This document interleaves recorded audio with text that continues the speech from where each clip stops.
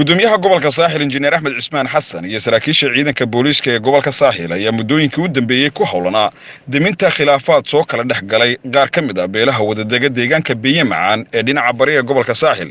Gudoomiyaha gobolka Saaxil injineer Axmed Cismaan Xasan iyo gudoomiyaha golaha deegaanka ee Berbera Cabdishakuur Maxamuud Xasan Ciidin oo maanta shir jaraa'id ku qabtay magaalada Berbera ayaa waxay sheegeen in guud ahaanba la soo gabagabeeyay shaqaaqa ama khilaaf yar oo u dhaxeeyay dad ku dhaqnaa deegaanka Biyo Macaan ee dhinaca bari ee gobolka Saaxil. Gudoomiyaha gobolka Saaxil oo arrintaasi ka hadlaya waxa uu yiri waxaan 4 maalmood u dambeysay ku maqnayn degmooyinka bariga gobolka Saaxil oo hawlo sugid nabadgelyo aan u tagnay. alxamdulillah wax dhibaato hadda kama jirto. hawlihi aan u tagnay si fiican bay noogu soo dhamaadeen, noogu soo hirgaleen. dad walaalaaba waxoogay ku kala cabanayay meesha la yiraahdo Biyo Macaan. meeshina nabadgelyo buuxda ayaan kaga nimi iyo dadkii walaalaha ahaa oo gacmaha isku soo saaray oo waxay kala tabanayeen aan ku kala baxnay.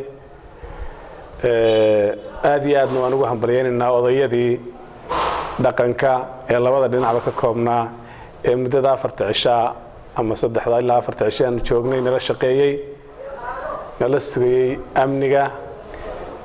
aad iyo aad baan ugu mahadcelinaynaa runtii isu tanaashulka iyo wada shaqaynta odayaasha iyo dawladdu. marka dhinaca fiican odayada ay u joogaan waa gacanta koobaad ee ay dawladdu ku tallaabsato sugidda koobaad ee amniga waxa leh caaqilada oo caaqil kasta ay hor joogo maxaan ku raadayay beeska hoose ee beeshiisa nabadgelyada oo marka horeba ka soo bilaabo oo marka isaga wixii soo dhaafa ama iyaga wixii soo dhaafa oo maxaa ka badasabaan iyo ka maamul ahaanba na soo gaadha. alxamdulillah gurmadkii halkaan galay ee labada beelood ee walaalihii ay isku qabteen sida fiican aan u soo wada xalinay. wax dhibaato aan kaga nimina ma jirto. gudoomiyahu sidoo kale waxa uu ka hadlay dad u dhashay dalka Yemen oo maalmihii ugu dambeeyay riiga ka qoday deegaanka Daragodle kuwaas oo ay dhibaato u geysteen dadka ku dhaqan deegaankaasi. waxa uu sheegay gudoomiyuhu inay gacanta ku soo dhigeen dadkii arrintaasi ka dambeeyay. rabshadii maalintii dowladda ka dhacday nimankii qolada carabta ee Yemeniinta Daragodle maxaan ku dhaday dhibaatada yar u geystay. arrintaana ciidanku aad bay uga howlgaleen. dambiilayaashii oo 4 qof ahaana 2 gacanta lagu hayaa. waxa hadhan labadii kalena booliska ayaa daba taagan baaristeeda iyo maxaan ku raahdaayay natiijadeeda oo dhameystiran kullay booliska iyo laamaha hay'adaha baaraya ayaa soo saari doona.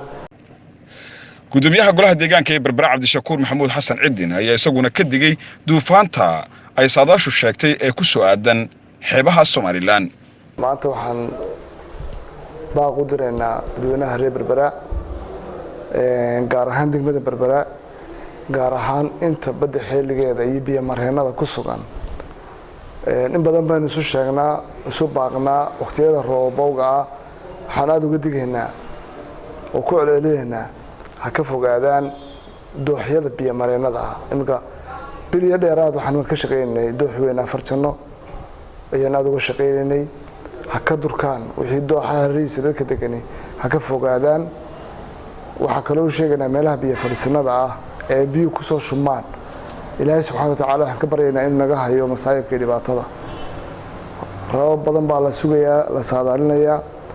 waxa leena guriyaha jilicsan ee dumaya dadka ku jira iyagana og ha ka fogaadaan. macnamo tarayo guriga uu qofku isku nabay hadhooto uu ku dumay macnamo samaynayo.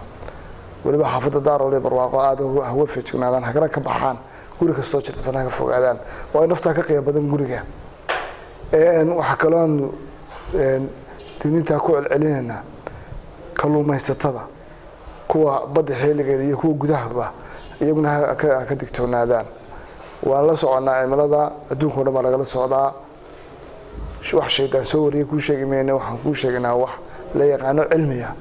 dhakhtarku cilmi wax ku daweeyaa kana cilmi weeyaan la barto la yaqaano. ilaahay cidna wax lama maamusho. ilaahay sida doona isaga yeela isaga baajiye isaga keena.